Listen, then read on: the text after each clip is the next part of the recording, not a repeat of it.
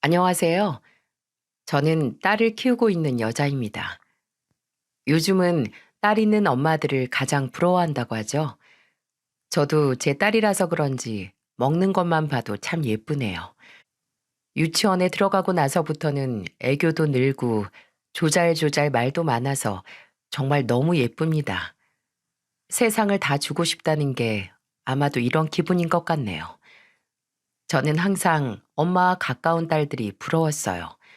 특히 고등학교 3학년 수능을 준비하던 시절에는 늦게까지 공부를 하고 학교를 나오면 학교 앞에서 기다리고 있는 엄마들을 보면서 괜히 부러워하곤 했습니다.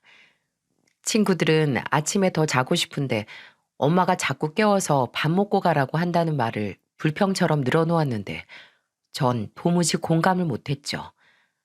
왜냐면 저희 집은 엄마가 제일 늦게 일어나서 출근하는 아빠가 아침 준비를 해주셨거든요. 그래서 저와 여동생은 오히려 아빠한테 감사하다는 마음이 큽니다. 혼자서 일도 하시고 집안일도 하는 슈퍼맨 같은 아빠셨어요. 지방 시내에서 장어집을 부모님이 같이 운영했는데 사실상 아빠가 혼자 한다고 해도 과언이 아닐 만큼 아빠가 거의 다 전담하셨습니다. 그래서 늘 아빠는 혼자서 가게에 집까지 바쁜 분이었어요. 그때 엄마는 모임 좋아하고 술 좋아하는 그런 사람이었고요. 그래서 저와 여동생은 크면서 엄마가 술에 취해서 하루 종일 잠만 자는 모습도 종종 봤어요. 게다가 살던 집이 있는 동네가 시골 동네라서 가끔씩 술에 취해서 동네 입구에 있던 슈퍼 아줌마와 다투는 모습도 종종 목격했습니다. 시골 동네라 소문도 빠르고 보는 눈도 다 아는 사이라 엄마가 한 번씩 동네를 뒤집고 나면 다음 날 학교에 갔을 때 친구들은 저를 보며 이런 말을 했어요. 너희 엄마 어제 슈퍼 아줌마랑 막 싸우던데? 왜 그렇게 술을 좋아해? 저를 놀리는 친구들의 짓궂은 질문에 저는 대답도 하지 않고 그저 책상에 엎드렸죠.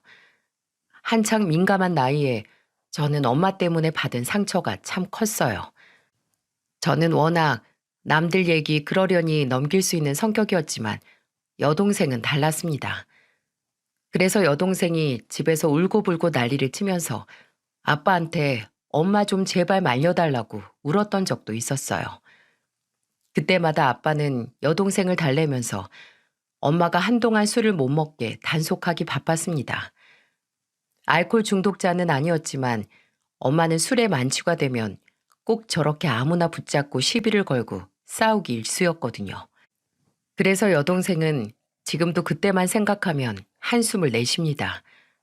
남자애들도 아니고 여자애들이 얼마나 예민했겠어요? 이런 사사로운 일들은 많아도 엄마는 천륜을 끊을 만큼 큰 사고를 쳤던 적은 없었습니다. 그러다 올 초에 엄마와 제대로 연을 끊어버릴 일이 생겼어요. 그래서 저는 엄마와의 관계 정리를 위해 이 사연을 쓰기로 결심했습니다. 저도 이제는 엄마를 포기하고 제 인생을 살아가기 위한 첫 번째 다짐이에요. 정말 제 사연 듣다 보시면 오죽하면 딸들이 엄마와 연을 끊겠나 싶으실 거예요.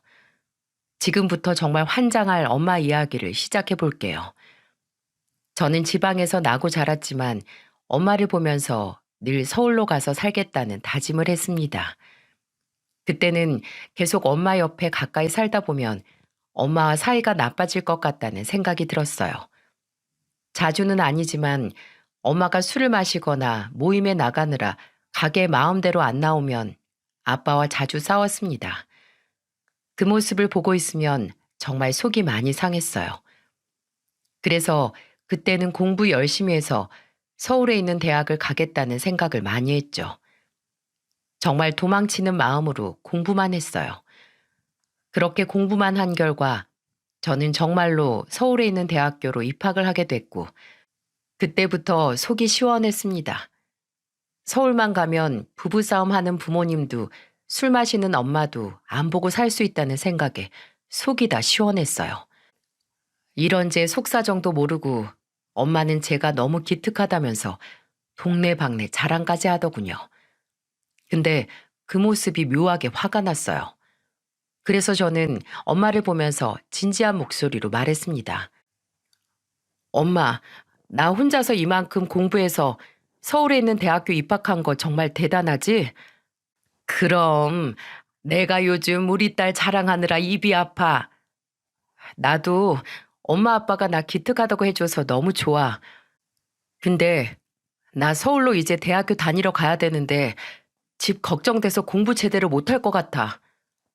아니 왜? 우리 집에 무슨 문제 있어? 빚쟁이가 쳐들어오는 것도 아니고 우리 집 장어 가게도 얼마나 잘 되는데. 그런 거 말고 난 엄마가 걱정되는 거야.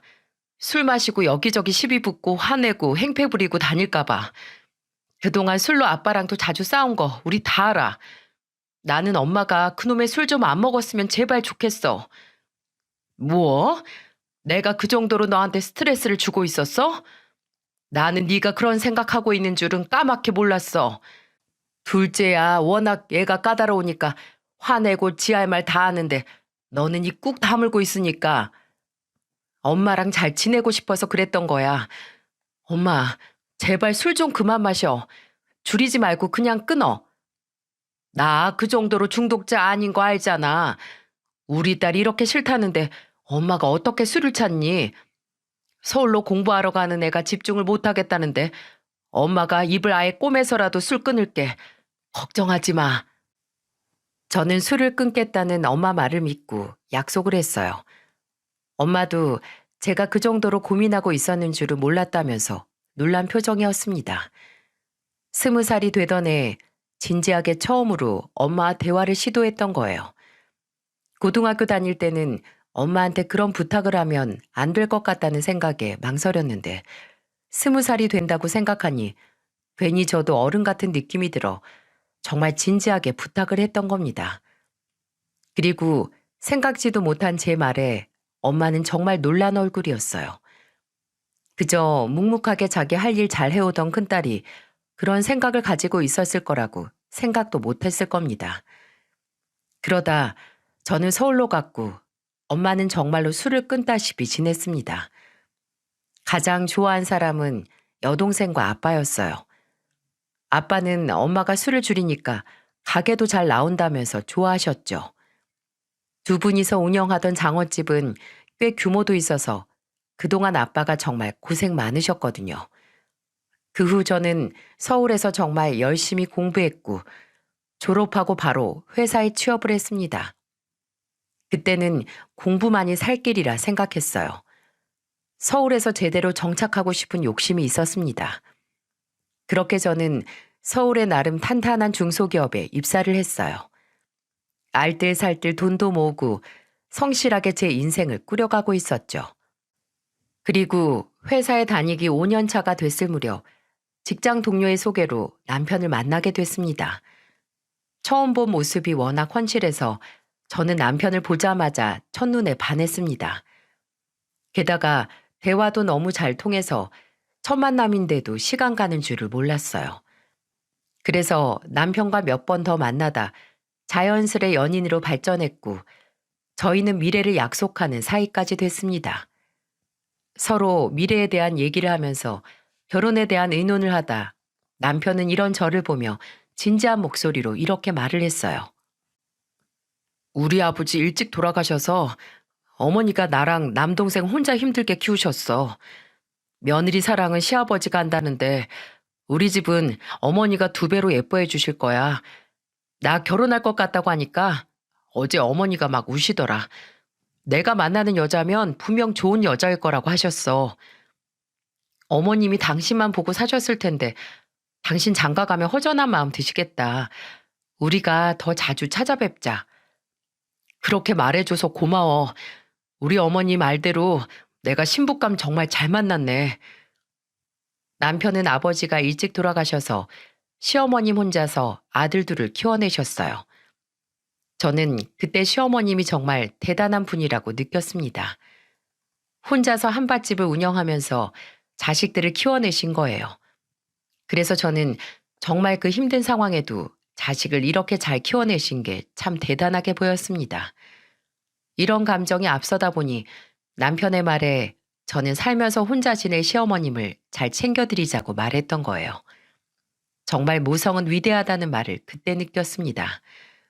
듣기로 한밭집은 새벽 일찍 나가서 일을 해야 하고 체력이 많이 드는 일이라고 들었거든요. 제가 결혼할 무렵에도 잘 운영하고 계셨고요. 그러다 이제 양가 부모님을 모셔서 상견례를 하게 됐습니다.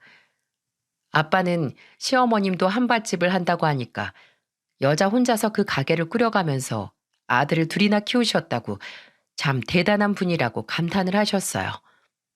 그런데 상견례는 정말 의외의 방향으로 흘러갔습니다.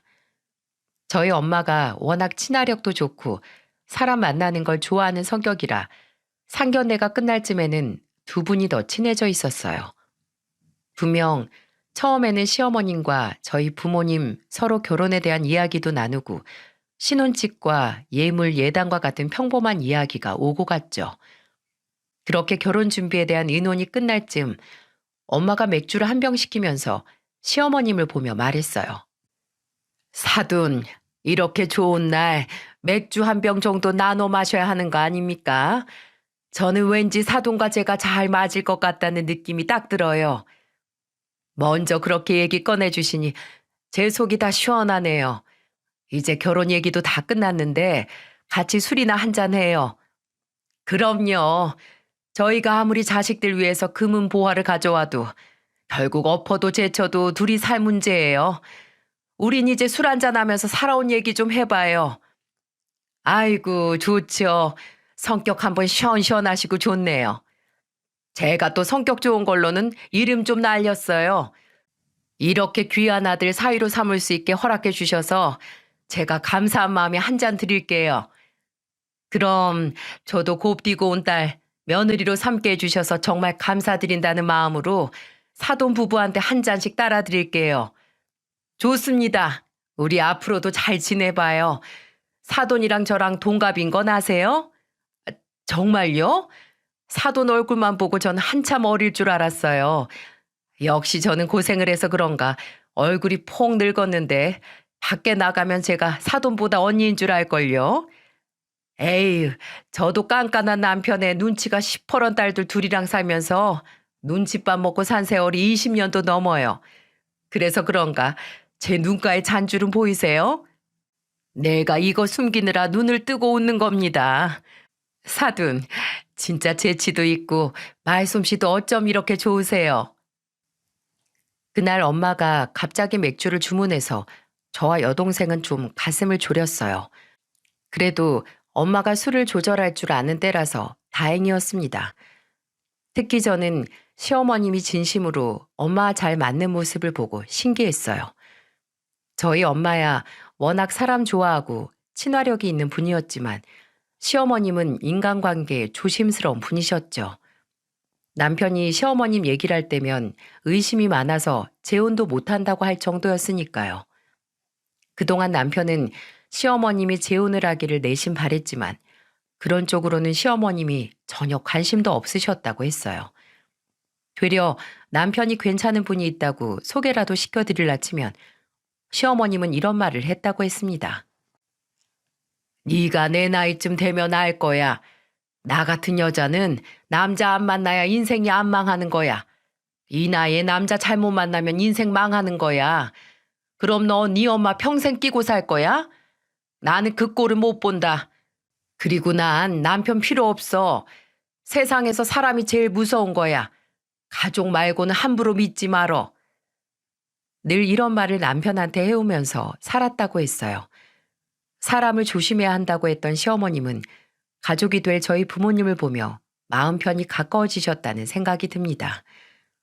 게다가 양쪽 집안이 다 자영업을 하다 보니까 그간의 고충도 서로 비슷했어요. 저는 지금도 그렇지만 상견례 하던 날만큼 어머님이 말씀 많이 하시는 걸 처음 봤어요. 그날 특히 시어머님과 저희 엄마는 거의 중마고우라고 할 만큼 가까워졌습니다. 한 병으로 시작했던 맥주병이 늘어나면서 어머님은 저희 엄마를 보며 말했어요. 정말 우리가 이렇게 만난 것도 하늘이 내린 인연이잖아요. 저는 세상 살면서 이런 인연이 생길 거라고 생각도 못했어요. 사돈, 우리 서로 번호 교환하고 잘 지내봐요. 나이 들면 사람이 제일 무섭고 만나기 힘든 법인데 이렇게 가족이 친구처럼 지낼 수 있다는 건 축복이에요. 내가 딸 둔 엄마가 주책이라고 할까봐 먼저 번호 달라고 말 못했지 뭡니까? 아, 사돈 성격 좋은 거 보니까 사돈 혈액형 O형이죠? 나 O형이에요. 아유, 우리 대체 잘 맞는 게 몇 갠가요? 서울 올라오면 꼭 저한테 말하세요. 아유, 말해 뭐해요. 지방에 오시면 참새 방앗간 들리듯이 저희 가게 꼭 들리세요. 그날 남편은 시어머님이 저희 엄마한테 먼저 번호를 드리는 모습을 보면서 놀라운 표정을 했어요. 항상 한밭집에서 같이 일하는 분들과만 지냈고 집이랑 식당만 오고 다니는 분이라 적적해 보일 정도였다고 했습니다. 그런데 저렇게 저희 엄마한테 먼저 손을 내밀면서 친해지니까 신기해했죠. 정말 두 분은 상견례 이후에도 서로 안부를 물으며 지냈어요. 결혼하고 나서는 두 분이 서로 집에 놀러 가기도 하면서 지냈죠. 저는 그때 엄마한테 정말 고마웠습니다. 저희 시어머님 며느리가 아닌 같은 여자가 봐도 참 외로운 분이셨습니다. 그래서 제가 살면서 더 자주 찾아뵈려고 노력하려고 했어요. 그런데 엄마 특유의 친화력으로 철옹성 같던 시어머님과 가까워지니까 제가 다 뿌듯했습니다. 결혼 초반에는 가족 여행도 같이 다녔어요. 남편과 결혼하고 처음 맞는 어버이날에 저희는 양가 부모님을 모시고 제주도 여행을 갔었죠. 시어머님이 혼자 계시다 보니 엄마는 무슨 날이 되면 먼저 어머님도 같이 불러서 놀자고 제안을 했어요. 그래서 결혼 후에는 네 가족, 내 가족 할 것 없이 잘 지냈습니다. 제가 결혼 후 6개월 만에 임신을 했을 땐 시어머님이 저를 찾아와서 기쁜 목소리로 이런 말씀을 하셨어요. 아이고, 우리 집에 복덩이가 굴러왔네. 앞으로는 먹고 싶은 거 있으면 다 나한테 말해. 내가 우리 며느리 서울에 있는 엄마다 생각하고 편하게 말해. 서울 엄마가 있으니까 아무 걱정 말고. 정말요? 어머님이 서울 엄마라고 하시니까 저 하나도 겁 안 나요. 뱃속 아이도 중요하지만 산모가 건강해야 되는 거야. 그러니까 첫째도 둘째도 너부터 생각해. 알았지? 네, 어머님 걱정 마세요. 시어머님은 뱃속 아이보다도 제가 더 중요하다며 저를 아껴주셨습니다. 저는 임신을 하자마자 육아휴직을 냈어요. 그래서 그때 시어머님은 늘 반찬을 가져와서 저희 집 냉장고를 꽉꽉 채워주셨습니다. 제가 괜찮다고 해도 늘 양손 가득 들고 오셔서 냉장고를 빈틈없이 채워주셨죠.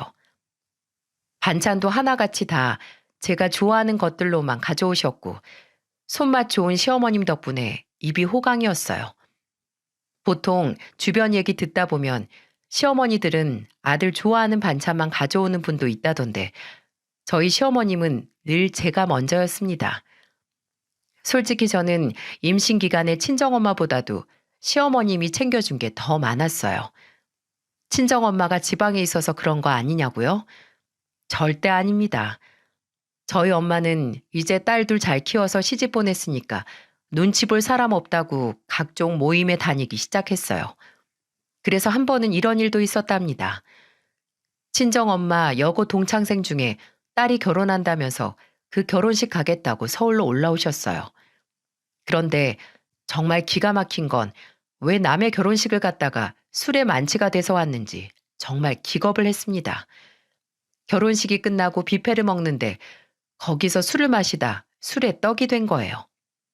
같이 갔던 엄마 친구들은 이대로 지방까지 못 갈 것 같다고 저한테 전화를 하셨더군요. 그때 저 만삭에 가까울 때였는데 그 무거운 몸을 이끌고 엄마 데리러 갔어요. 엄마는 저를 보자마자 혀가 꼬이는 말투로 아는 척을 했습니다. 아이고, 우리 딸 뒤뚱거리면서 잘 걸어오네. 엄마, 지금 이게 뭐야? 대체 남의 결혼식에서 왜 이렇게 술을 많이 마셨어? 술이 있으니까 마셨지. 없는데 마시겠어? 술은 마시라고 있는 거야. 똑바로 좀 서봐, 좀. 저는 비틀거리는 엄마를 엄마 친구 도움을 받아 겨우 택시에 태웠습니다. 집에 도착해서는 택시 기사님이 도와주셔서 집까지 엄마를 옮길 수 있었어요. 그때 택시 기사님이 진담을 빼셔서 택시비도 더 챙겨드리고 죄송하다는 말과 함께 보냈습니다. 엄마는 저희 집에 오자마자 거실에 대자로 누우셨어요. 진짜 친정엄마가 만삭인 딸한테 이렇게 할 수 있는 건가요? 제가 만삭이 아니더라도 시집간 딸한테 이러면 안 되는 거 아닌가요? 저는 그때 진짜 엄마를 보면서 너무 답답했습니다. 그날 주말이었는데 남편이 하필 출근을 했던 날이라서 저를 도와줄 사람이 없었어요. 그리고 퇴근하고 온 남편이 거실에 있는 저희 친정엄마를 보고 깜짝 놀랐습니다. 그래도 제 남편은 그런 저희 엄마를 보며 싫은 내색 하나 안 했어요. 오히려 저를 보며 이렇게 말하더군요. 장모님 여기까지 어떻게 오신 거야? 당신이 모셔왔어? 그게 엄마 친구들이 엄마가 술을 너무 많이 마셔서 다시 못 내려갈 것 같다고 해서 내가 일단 우리 집으로 모셔왔어. 아, 그랬어? 잘했어. 술 많이 취하신 것 같은데 장거리 내려가기 힘드시지. 내가 출근만 안 했어도 내가 갔을 텐데 당신은 몸 괜찮아? 조금 쉬었더니 괜찮아. 오늘 저녁은 내가 할 테니까 당신은 쉬고 있어. 남편은 그 난장판에도 제 걱정을 먼저 하던 사람이었어요. 저는 이렇게 이해해주는 남편이 참 고마웠어요. 그런데 그날 저녁 술이 덜 깬 엄마의 모습은 정말 고개를 들 수가 없었죠. 제가 어릴 때 가장 싫어하던 그 모습으로 일어나 아무 말이나 막 내뱉는 겁니다. 정말 남편 보기가 창피할 정도였어요. 그런데도 남편은 아직 술기운이 있는 엄마를 식탁에 앉히면서 해장을 하라며 다정하게 말했습니다. 그때 할 수만 있다면 쥐구멍에라도 숨고 싶었어요. 엄마는 식탁에 앉자마자 국과 반찬을 보면서 말했어요. 어머, 국은 자네가 끓였어? 네, 오늘 속 아프실 것 같아서 콩나물국 한번 끓여봤어요. 한다고 했는데 오랜만이라서 입에 맞으실지 모르겠네요. 먹어보면 알겠지. 아이고 콩나물 말고 북어 놓고 푹 끓였으면 좋을 텐데. 내가 아주 콩나물로 풀릴 속이 아니야. 저희 엄마는 술 먹고 집에서 널브러져 있던 것도 모자라서 이제는 해장국이 입에 안 맞는다면서 불평을 했어요. 미리 아빠한테 지금 사정을 다 얘기해둔 때라 아빠가 빨리 엄마를 데리러 오기만을 바랬습니다. 그런데 아빠가 도착하기 전에 엄마는 숟가락으로 국을 휘휘 젓더니 이런 국은 장어 가게에서 공짜로 내놔도 아무도 안 먹을 거라면서 헛소리를 했네요. 제 심정이 어땠을지 짐작가십니까? 남편도 주말 출근하고 돌아와서 피곤했을 텐데 술에 취한 장모 수발까지 들고 있으니 얼마나 더 피곤했겠어요? 저는 엄마가 들고 휘두르는 숟가락을 뺏었습니다. 그리고 남편한테 안방으로 가 있으라고 말했어요. 저는 학교 다닐 때부터 이렇게 취한 엄마 모습을 자주 봐서 익숙했지만 남편은 당황스러웠을 것 같았죠. 식탁에 앉아서 국이 이게 뭐냐면서 한탄하는 엄마를 보며 말했어요. 아빠 지금 오고 계시니까 밥 먹지 말고 세수나고 아빠 오면 바로 집에 가. 뭐야? 넌 딸이라는 게 엄마한테 그러고 싶어? 엄마는 만삭인 딸한테 그러고 싶냐? 나 오늘 진짜 많이 참았어. 꼭 임신한 딸 찾아와서 이렇게 했어야 했냐고. 너도 딱 너 같은 딸 낳아서 키워봐라 어디. 너 딸 가졌다고 했지? 나 살면서 딸년들 둘 눈치 보느라 제대로 내 인생 살지도 못한 사람이야. 그래서 이제야 좀 내 인생 살겠다는데 왜 난리야? 누가 엄마 인생 살지 말라고 했어? 엄마 마음대로 하라고. 근데 최소한 가족들 피해는 주지 말아야 될 거 아니야. 세상 어느 부모가 자식들 짐 되면서 사냐고. 다 먹지 마. 국도 이리 내놔. 저는 엄마 앞에 있던 국그릇도 싱크대에 그냥 버렸습니다. 엄마는 그 모습을 보고는 딸 키워봐야 아무 소용없다고 가슴을 치며 울었어요. 그때 마침 구세주처럼 아빠가 왔고 아빠는 엄마를 보자 한숨부터 쉬었습니다. 그리고 남편을 불러서 주말에 미안하다는 말을 하고 엄마를 데리고 나갔어요. 정말 폭풍이 휩쓸고 간 기분이었습니다. 그 당시 결혼 2년 차였는데 남편이 처음 본 장모의 만취된 모습이었어요. 제가 결혼하고 다음에 바로 여동생까지 결혼하고 나니까 엄마는 정말 고삐 풀린 망아지처럼 놀러 다녔습니다. 노후를 즐기는 걸로 저희 가족이 뭐라 하는 게 아니었어요. 단지 술만 자제하라는 건데 그게 그렇게 어려운 건가요? 그렇게 저는 출산 전까지도 엄마를 안 보고 지냈어요. 그러다 딸을 낳고 몸조리를 했죠. 그때도 시어머님이 저를 옆에서 잘 챙겨주셨어요. 보통 딸들은 자식 낳고 나면 친정엄마한테 의지한다고 하는데 저는 시어머님 덕에 몸조리를 할 수 있었답니다. 엄마는 제가 애를 낳거나 말거나 손녀가 100일이 지났는지도 모른 채 정말 즐겁게 다녔어요. 그런 와중에도 저희 시어머니와는 정말 잘 지냈죠. 아마 제 딸 소식도 제가 아니라 저희 어머니 통해서 들었던 얘기가 많을 것 같았어요. 그만큼 가족보다도 주변 사람들을 더 챙기면서 지내던 사람이 저희 엄마였습니다. 정말 딸 둘이 다 시집가길 바랬던 사람처럼 자유롭게 지내셨어요. 그래도 남편은 저희 엄마가 시어머님과 친구처럼 잘 지내주시니까 고마워했습니다. 우리 엄마지만 가장 이해 안 가는 게 어쩜 딸보다 사돈과 더 친할 수 있을까 의문이었어요. 제가 친정엄마와 점점 사이가 틀어지고 있을 때 시어머님은 저를 보면서 이런 말씀을 해주셨죠. 친정엄마 야속해도 너무 미워하지 마. 성격 좋고 좋은 분이셔. 네가 물론 서운할 수 있겠지만 그건 내가 너 서운해하는 것까지 더 잘 챙겨줄게. 그래도 저는 엄마가 괜히 어머님한테까지도 술 마시고 전화해서 귀찮게 해드리는 것 같아서요. 귀찮기는 뭐가 귀찮어. 사돈은 이제 사돈이 아니고 내 친구야. 너 결혼하고 나는 며느리에 친구 같은 사돈까지 생겨서 얼마나 좋은데. 그러니까 너무 안 좋게만 생각 말고 좋게 생각해. 친정엄마가 집에만 있는 것도 답답할걸? 네 남편 봐라. 평생 혼자서 일이랑 식당만 다닌다고 얼마나 속 끓였는데. 그러니까 그냥 좋게 생각해. 어머님이 그렇게 생각해 주셔서 정말 다행이에요.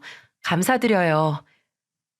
제가 딸 키우느라 정신 없을 때도 저희 시어머님은 제가 괜한 일로 신경을 쓸까봐 여러모로 잘 대해주려고 노력하셨습니다. 그러다 제 딸을 어린이집에 보내고 복직을 하려고 할 때 시어머님이 교통사고를 당하신 거예요. 그때 정말 온 가족이 깜짝 놀랐습니다. 새벽에 식당으로 가시다가 속도 위반하는 차와 사고가 나는 바람에 큰 수술도 받으셨어요. 정말 남편과 저는 제발 어머님이 무사하기만을 바랬습니다. 청천벽력 같은 소식에 피가 마르는 기분이었죠. 그리고 수술 후에는 휠체어 신세를 지게 됐습니다. 그래도 저는 시어머님이 이렇게라도 살 수 있어서 다행이라고 생각했어요. 퇴원 후에도 계속해서 휠체어 생활을 해야 했던 시어머님이 걱정돼 저는 회사를 그만뒀습니다. 교통사고 후유증으로 허리와 다리를 크게 다친 시어머님 옆에서 일상생활에 적응할 수 있도록 다리가 되어드리겠다 다짐했어요. 그래서 딸을 어린이집에 보내놓고는 제가 시댁으로 가서 어머님을 자주 챙겨드렸습니다. 남편도 그런 저를 보면서 다행이라고 했었죠.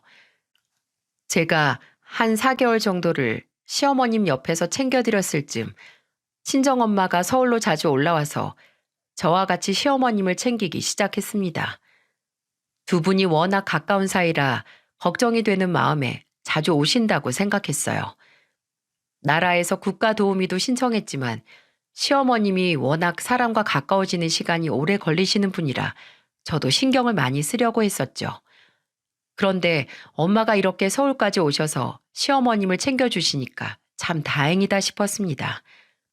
그동안 엄마를 보면서 철없이 자식들 부담만 준다고 한탄했는데 이렇게 선뜻 나서주니까 고마웠어요. 그리고 마음 한켠에는 죄송스러운 마음도 함께 올라왔죠. 그래서 저는 엄마한테 미안한 목소리로 이렇게 말했어요. 엄마, 서울 오는 거 힘들지 않아? 그동안 어머님이 나 많이 도와주셔서 내가 더 해드리고 싶었는데 엄마까지 이렇게 나서주니까 내가 너무 미안해서 그래. 네 시어머니 아마 너보다 나랑 더 친할걸? 그리고 그동안 내가 네 속 많이 섞였잖아. 그래서 나도 이제 엄마 노릇하는 거야. 그리고 나도 그동안 사돈이 우리 딸한테 어떻게 해줬는지 아는데 내가 가만히 있을 수 없지. 너 말고 지난날 내가 너한테 못 해준 걸 사돈이 해줬으니까 내가 이번에 빚 갚는 거야. 그러니까 너는 네 자식이나 잘 키워. 그래야 네 시어머니도 마음 편하실 거야. 저는 그때 철없던 엄마가 달라 보였습니다. 이래서 부모님 은혜는 하늘 같다고 하는구나 하는 생각이 들었고요. 그렇게 저희 엄마는 제 남편보다도 더 시어머님을 자주 보면서 가까이 지냈습니다. 어머님이 먹고 싶다는 음식도 직접 해드리기도 했고 같이 산책도 나가고는 했어요. 두 분이 집 근처로 산책을 가시면 같이 있는 사진을 찍어 보내주시기도 했죠.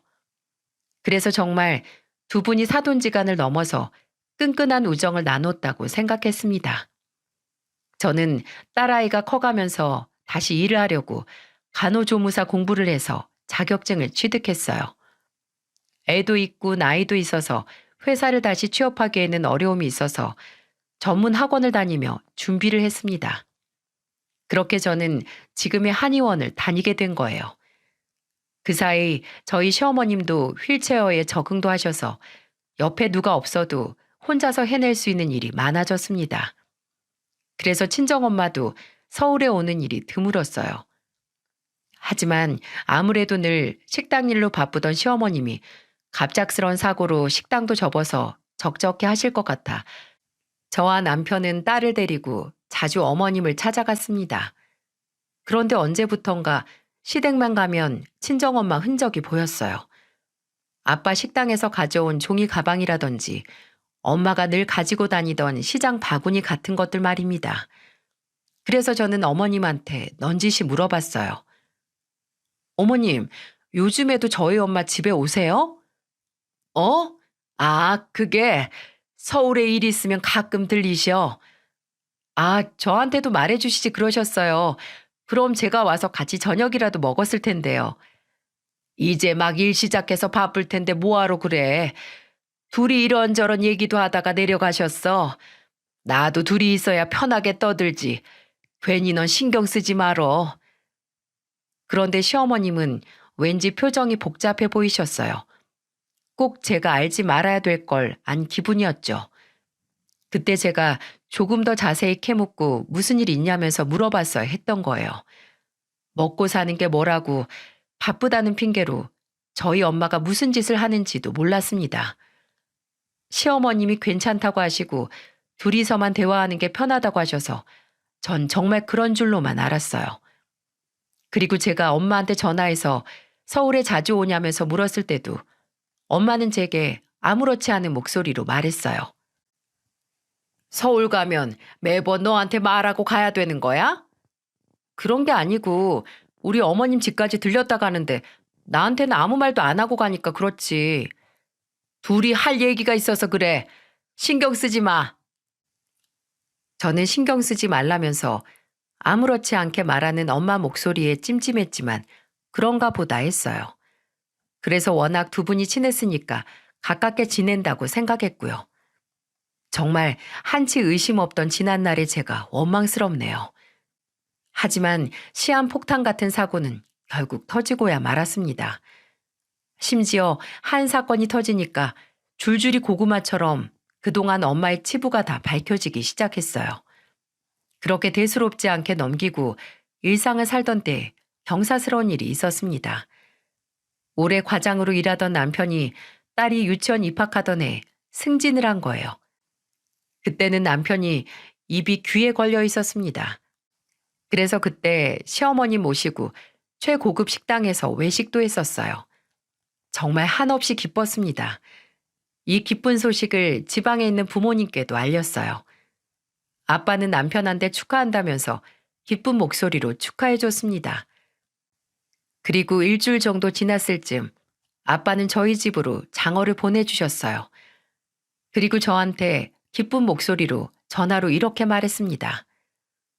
우리 사위 승진했는데 내가 가만히 있을 수가 있나? 장어 보냈으니까 먹고 기운내서 앞으로 더 승승장구하라고 해줘. 잘 먹을게요, 아빠. 조만간 내려갈 테니까 그때 같이 외식해요. 그래, 그 장어 네 엄마가 보내자고 해서 보낸 거야. 이럴 때 보면 사위 생각 아주 끔찍하게 한다니까. 아, 네 엄마가 바꿔달라고 한다. 사위한테 꼭 말해. 내가 먼저 장어 보내자고 했다고. 아유, 우리 아들이 승진한 것처럼 기쁘다. 수고했다고 전해줘라. 걱정 마. 내가 아주 맛있게 차려주고 꼭 전해줄게. 저는 아빠와 기쁜 전화를 마치고 아빠가 보내준 택배 상자를 열었어요. 그리고 남편 오면 해주려고 주방에서 분주히 움직였습니다. 남편의 승진이 거의 지방 경사였죠. 그런데 그날따라 남편이 늦게 오는 겁니다. 연락 없이 늦을 사람이 아니라 전화를 했더니 잠시 일이 생겼다고 금방 온다는 말만 하고 전화를 끊더군요. 저는 급한 일인가 걱정이 됐어요. 그렇게 몇 시간이 지나고 남편이 들어왔습니다. 저는 남편을 보면서 걱정스러운 목소리로 말했어요. 무슨 일 있어? 우리 엄마가 당신 승진했다고 장어 보내줬어. 다 같이 먹으려고 했는데 당신 기다리다가 우리 딸도 잠들었네. 장모님이 보낸 장어라고? 어, 당신 승진했다고 축하한다고 보내준 거야. 다 식었겠다. 다시 데울게. 잠시만. 됐어. 아, 진짜 짜증나네. 누굴 바보로 하나? 평소 같으면 저희 집에서 보내준 음식을 보고 좋아했을 텐데 그날따라 남편이 이상했습니다. 엄마가 보내준 장어라고 하니까 눈빛이 달라지더니 갑자기 식탁에 올려둔 장어를 들더니 쓰레기통에 전부 쏟아버리는 거예요. 저는 갑작스러운 남편 행동에 너무 놀랐습니다. 그리고 남편은 열이 받은 얼굴로 씩씩거렸어요. 그 모습을 보고 정말 황당한 건 저였습니다. 그래서 저는 남편을 보면서 소리를 지르면서 말했어요. 당신 미쳤어? 우리 친정 무시하는 거야? 나도 당신처럼 똑같이 해볼까? 무시? 진짜 무시한 게 누군데? 이거 들어보고나 말해. 진짜 어떻게 다른 사람도 아니고 우리 엄마한테 그럴 수가 있어. 나 오늘 우리 어머니 전화 받고 하루 종일 심장이 뛰어서 아예 직접 어머니 찾아보고 확인까지 하고 오는 길이야. 당신도 이거 들어보고나 말해. 내가 지금 장모님이 보낸 장어 먹게 생겼는지 등쳐먹을 사람이 따로 있지. 우리 어머니 등을 쳐? 누가 등을 쳤다고 그래. 당신 그동안 우리 엄마가 어머님한테 어떻게 했는데. 당신 승진한 것도 집안일 신경 안 쓰게 해줬으니까 일에만 집중해서 그렇게 된 줄을 모르지? 그동안 어머님 수발 나랑 우리 엄마한테 떠맡겨 놓고 이제 와서 등을 쳤다고? 배은 망덕한 것도 유분수지. 그럴 거면 이혼해. 뭐가 그렇게 억울한데? 수발을 들어? 장모님이 그동안 우리 집에서 뜯어 먹을 거 없나 보러 다닌 거겠지. 나야말로 그런 사람을 처가댁이라고 생각한 게 한심스러워서 이혼하고 싶거든? 말 조심해. 그래, 이혼해. 나 지금 당장 짐 쌀 거니까 말리지 마. 저는 화가 잔뜩 난 얼굴로 남편이 적반하장으로 화를 낸다고 생각했어요. 그래서 저는 남편이 건넨 휴대폰을 들고는 통화 녹음을 확인했습니다. 남편은 휴대폰에 통화 자동 녹음 기능이 있었어요. 그래서 남편은 저한테 그날 낮에 어머님과 했던 전화 내용을 들려줬습니다. 통화 내용은 정말 놀라울 정도였어요. 녹음을 재생하자 어머님이 남편한테 조심스럽게 묻는 목소리가 시작됐습니다. 성균아, 혹시 지금 통화 가능하니? 네, 지금 점심시간이라 괜찮아요, 엄마. 무슨 일 있으세요? 그게 아니라 상의할 게 있어서 전화해봤어. 갑자기요? 어디 몸 안 좋으신 데 있으세요? 아니야, 그건 아니고 사실 내가 그동안 네 장모한테 돈을 좀 빌려줬어. 그런데 이번에는 금액도 크고 좋은 투자라고 말을 하네. 뭐 돈이요? 무슨 돈을 빌려주셨는데요? 아니, 그동안 개 모임 하는 게 있어서 돈 급하다면서 조금씩 빌려간 게 한 9천 정도 되나 싶다. 뭐라고요? 아니, 그 돈을 아직도 못 받으신 거예요? 투자는 또 무슨 소리예요? 네가 걱정할까 봐 말 안 했지. 그래도 돈은 갚겠다고 신신당부를 하긴 했어.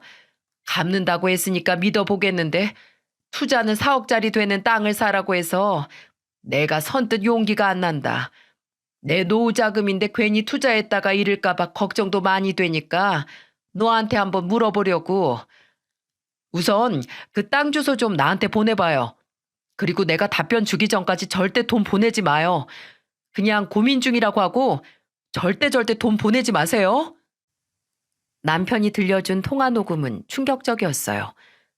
그동안 엄마가 시어머님한테 9천이나 되는 큰돈을 빌렸다는 걸 정말 까맣게 모르고 있었습니다. 저는 정말 아무런 의심도 없이 엄마가 시어머님과 잘 지내고 있다고 생각했죠. 이건 친정아빠도 마찬가지였어요. 친정엄마가 모임 다니기 바쁜 사람이라고 생각했을 뿐이지 주변에 피해주고 다니는 사람이라곤 생각 안 했습니다. 그도 그럴 것이 엄마는 동네에서 신뢰가 두텁고 사람들이 많이 따랐어요. 그래서 모임이 있으면 늘 엄마가 모임장이거나 개모임에서는 개주였죠. 모두가 다 엄마를 믿고 모인 사람들이었어요. 제가 녹음을 전부 듣고 뻥쳐 있는데 남편은 제 앞에 종이를 던지며 말했습니다. 장모님이 투자하라던 그 4억짜리 땅 개발 제한구역이더라. 근데 지금 좋은 투자 정보라고 우리 엄마한테 투자하라고 했대. 이 상황에 내가 지금 장모님이 보낸 장어 넘어가겠어? 우리 엄마 몸도 안 좋고 평생 일만 해서 돈만 모은 사람이야. 그런데 지금 걷지도 못하고 몸 불편한 사람한테 9천 떼간 것도 모자라서 4억을 사기칠 생각이 드냐고. 저는 남편의 호통에 유구무원이었어요. 생각지도 못한 날벼락 같은 상황에 저는 당황스러웠습니다. 도무지 정신이 차려지질 않았죠. 남편은 멍하니 종이를 보고 있는 저를 보면서 이렇게 말했어요. 우리 엄마 끝까지 장모님 믿었어. 그래서 그동안 돈 급하다고 할 때마다 돈 보냈고 장모님 단 한 번도 약속된 날짜에 돈 갚은 적 없으시대. 내가 보니까 그 돈 얼추 9천은 되더라. 우리 엄마 평생 돈만 번 죄밖에 없어. 내가 미안해. 우선 내가 좀 알아볼게. 나 당분간 우리 딸 데리고 어머니 집에 가 있을 거야. 당신도 다 알아보고 그때 와서 얘기해. 남편은 이 말만 남겨놓고 정말 딸을 데리고 시댁으로 가버렸어요. 진짜 날벼락이 따로 없더라고요. 너무 어이가 없어서 저는 친정엄마한테 전화를 했지만 받지를 않았어요. 그래서 저는 아빠한테 전화를 했죠. 그러자 아빠는 제가 한밤중에 전화해서 격앙된 목소리로 엄마 왜 전화를 안 받냐고 화를 내니까 아빠는 무슨 일 있냐면서 묻기 시작했어요. 그래서 저는 아빠한테 억울한 목소리로 하소연하듯이 말했습니다. 엄마 미친 것 같아. 대체 무슨 일을 저지르고 다니는 거야? 엄마가 글쎄 우리 시어머니한테 9천이나 빌린 거 아빠 알고 있었어? 뭐라고? 9천? 아니, 이 여편 내가 대체 무슨 짓을 하고 다니는 거야? 아니, 그걸 어떻게 알았어? 지금 우리 남편 난리 났어, 아빠. 돈 빌린 거 그렇다 치고 엄마는 갑자기 무슨 부동산 투자를 하라고 시댁까지 와서 어머님한테 말을 해. 보니까 정확한 정보도 아니야. 엄마 시어머니한테 투자하라고 했던 4억짜리 땅 개발 제한구역이라고. 내가 진짜 내 명에 못 산다. 어째 요즘 조용하다고 했어. 지금 그 사고를 쳐놓고 또 모임 있다고 나간 거야? 내가 이 여편네를 가만두나 봐. 아빠는 화를 내면서 엄마를 잡으러 가겠다고 화를 냈어요. 저는 뜬 눈으로 밤을 새우고 지방으로 내려갔습니다. 아침부터 집에 도착해 보니까 집이 난리도 아니었어요. 엄마는 아빠한테 메타작이라도 당했는지 집 거실에 빗자루도 나와 있었고 집안이 아주 난장판이었죠. 엄마는 저를 보자마자 기겁을 하는 표정이었어요. 아빠한테 자초지종을 들어보니까 정말 터질 게 터진 거였습니다. 엄마가 계주로 있던 모임이 3개쯤 있었는데 엄마가 그동안 개 모임에서 거둔 돈을 혼자서 함부로 쓰고 있던 거예요. 그 돈도 전부 다른 모임에서 술값을 내거나 사람들 만나러 다니는데 쓴 겁니다. 그리고 개 모임에서 돈 정산해야 되는 때가 오면 시어머님을 찾아가서 돈을 빌려간 거였죠. 그제야 친정엄마가 왜 그렇게 시어머님을 찾아가나 했는데 다 돈 때문이었던 겁니다. 정말 시어머님도 그렇고 동네 사람들도 그렇고 모두 엄마를 믿었어요. 특히 동네 사람들은 오랫동안 봐온 엄마를 철석같이 믿은 죄밖에 없었습니다. 그러다가 슬슬 돈 문제가 생기면서 엄마를 추궁해 오던 중에 저와 남편이 전부 알게 된 거였죠. 저는 이런 거지 같은 현실을 마주하고 엄마한테 화를 내면서 악을 쓰듯이 말했습니다. 엄마 정말 왜 그래? 내가 제발 피해만 주지 말라고 부탁했잖아. 근데 대체 왜 그러냐고. 미안해. 정말 내가 꼭 갚으려고 했는데 개 모임 사람들이 자꾸 돈 내놓으라고 쫓아오니까 나도 다른 방법이 없었어. 네 아빠 성격 너도 알잖니. 다른 방법이 없었어? 애초부터 사기칠 생각을 말았어야지. 우리 시어머님 한평생 혼자서 얼마나 힘들게 자산 일구면서 살았는지 아는 사람이 그래? 엄마가 진짜 사람이야? 대체 나한테 왜 그러는 거야? 그냥 조용히 좀 살아달라는데 그게 그렇게 어려운 일이냐고. 악을 쓰면서 화를 내다가 저는 가슴을 치며 바닥에 주저앉아 목 놓아 울었어요. 아빠는 그런 저를 보면서 같이 눈물을 흘리셨습니다. 그리고 아빠는 저를 끌어안으면서 말했어요. 걱정 마라. 이 아빠가 다 해결해 주마. 걱정 마로. 아빠가 미안하구나. 아빠는 엄마의 사기 행각을 전부 알게 된 후 바로 이혼 선언을 하고 집에서 쫓아냈습니다.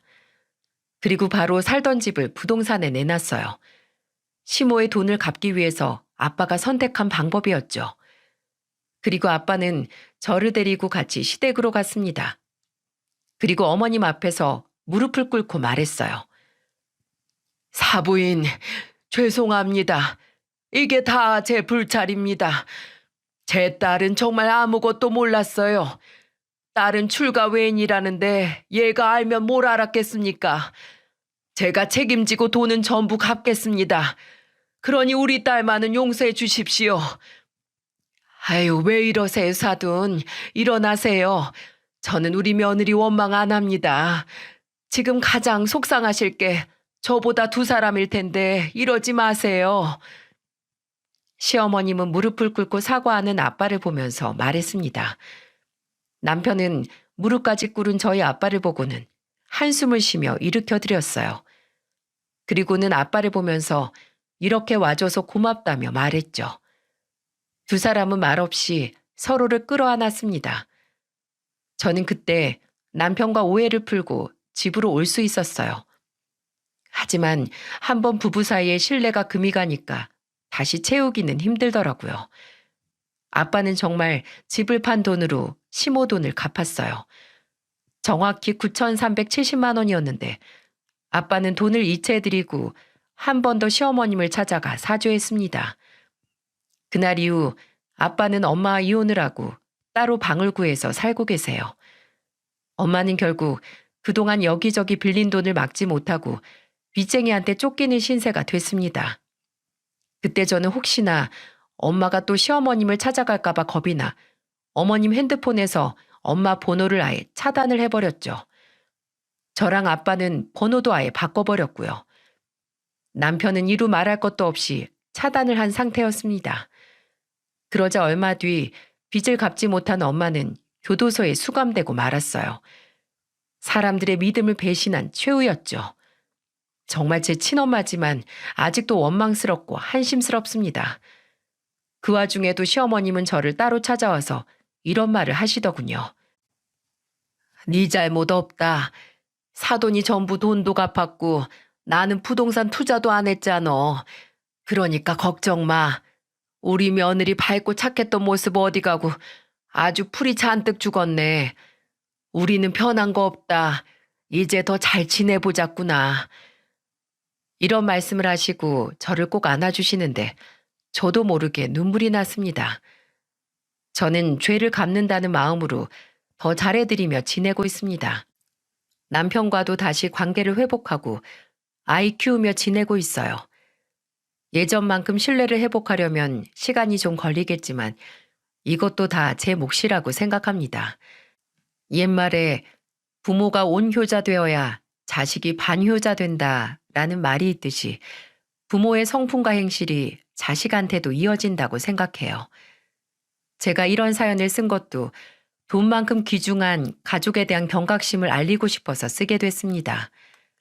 지금은 안 보고 사는 엄마지만 엄마 때문에 저와 아빠는 밑바닥을 경험했네요. 앞으로도 저와 남편은 엄마가 지은 죄를 갚는 마음으로 살아야겠죠. 이제는 과거가 아닌 앞만 보면서 살기로 다짐했습니다. 돈보다 귀한 가족을 위해서 말입니다. 사연 듣는 구독자 여러분들도 돈보다 귀한 가족들 챙기며 행복하시길 바라겠습니다.